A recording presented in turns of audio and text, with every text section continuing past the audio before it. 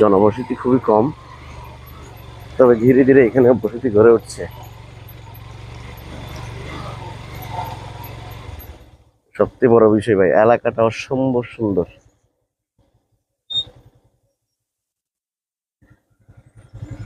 এটা হচ্ছে হাজিপাড়া মসজিদ।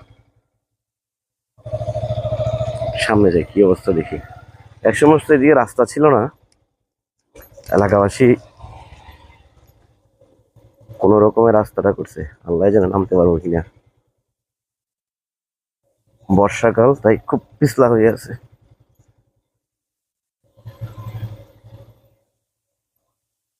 এক সময় দিক দিয়ে